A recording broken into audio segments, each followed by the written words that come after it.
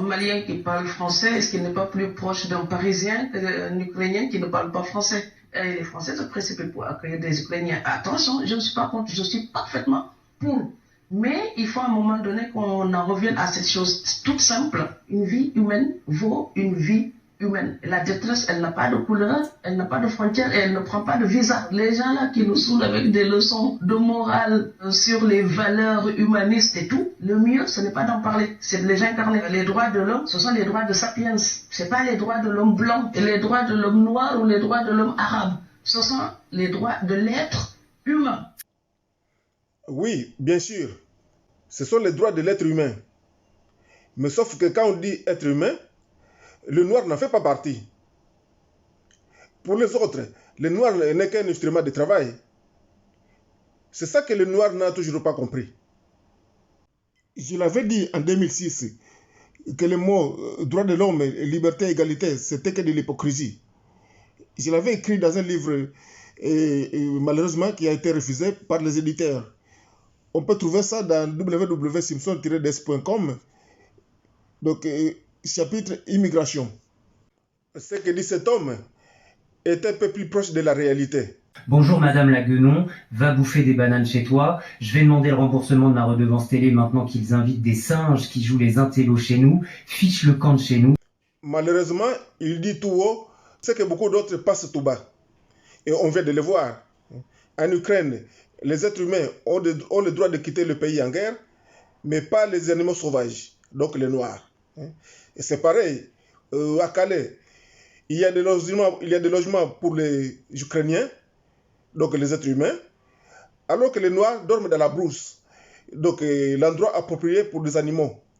Et ça sera toujours comme ça, tant que le noir sera une race faible, une race qui ne pèse rien du tout. Donc c'est aux noirs de se battre pour devenir aussi fort que les autres. Donc 2 semaines avant, on n'avait pas assez de place pour loger les SDF, on n'avait pas assez de place pour loger les réfugiés qui étaient déjà là, on n'avait pas de place pour les migrants. Donc et tous ces gens-là sont, comment les réfugiés d'où qu'ils viennent, sont protégés par la Convention de Genève. Donc on n'avait pas les moyens pour ceci, pour cela. Par contre, brutalement, subitement, on a des millions pour envoyer des camions d'aide. Je suis parfaitement d'accord pour cette aide-là. Pour les réfugiés Par ukrainiens. contre, il faut cesser cette compassion à géométrie variable. Dire de cesser cette compassion à géométrie variable, on commet une grosse erreur. Là, je ne m'adresse pas particulièrement à Fatudium, mais c'est ça le raisonnement des Noirs. Comme cette sœur qui demande à Le Pen de changer sa politique. Ce que vous décidez là, ce n'est pas bien, madame. Ah bon, oui, mais abandonnez cette politique-là, madame. Donc, on veut que les choses s'améliorent, mais on attend que les autres le fassent pour nous. Là, on se comporte comme des animaux. Parce que là, le sort des Noirs dépend de ce que les Blancs décident, comme celui des animaux qui dépend de ce que l'homme décide.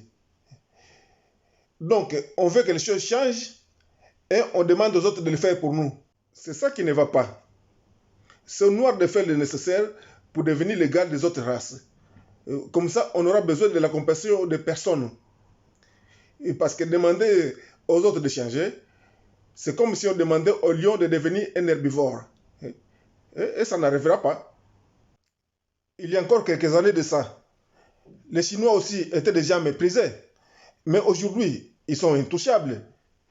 Et pourtant, ils n'ont rien demandé à qui que ce soit. Mais le noir passe son temps à protester, à manifester, à se plaindre. Non, il faut se battre pour devenir l'égal des autres races. Maintenant, l'une des leçons qu'il faut en tirer de ce qui se passe, ce qu'on voit s'appelle tout simplement de la solidarité. C'est ça qui fait défaut chez les Africains.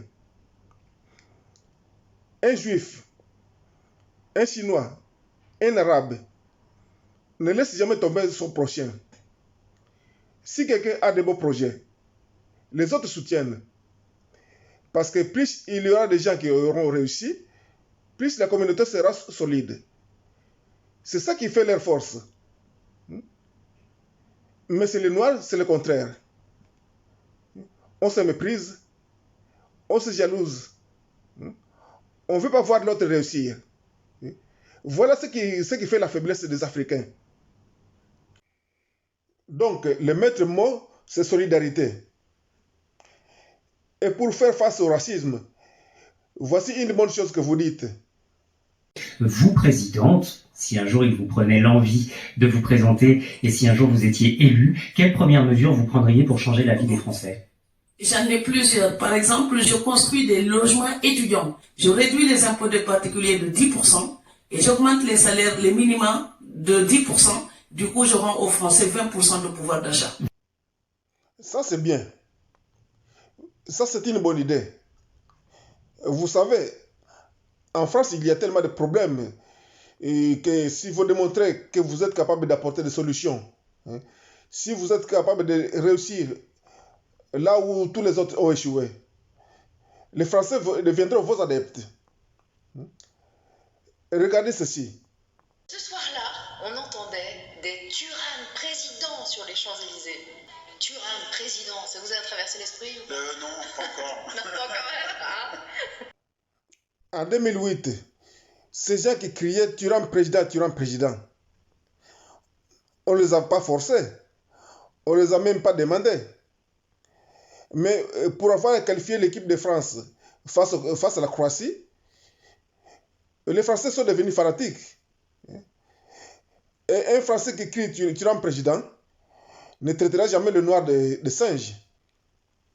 Donc, avec cet exploit sportif, Thuram a fait infiniment beaucoup plus dans la lutte contre le racisme que ce qu'il a accompli avec sa fondation, qui est pourtant destinée à combattre le racisme. C'est donc de cette façon qu'il faut procéder. Faire en sorte que les gens sentent vraiment que le noir est indispensable dans des domaines autres que la manutention. Et il n'y a pas que le sport. Il y a plein d'autres domaines et la politique en fait partie. Et c'est comme ça qu'on pourra inverser les choses. Et non en se plaignant, ni en protestant, ni en faisant des manifs, ni avec des bombes. Et surtout pas en restant des bras croisés. Et demander à faire barrage contre Le Pen n'a rien d'efficace. Parce que ça peut empêcher Le Pen d'arriver au pouvoir. Mais ça ne pourra pas empêcher les idées d'extrême droite de progresser. À ce propos, j'aimerais rencontrer notre représentante et pour lui soumettre mes propositions, vu qu'on se rapproche des législatives. Merci.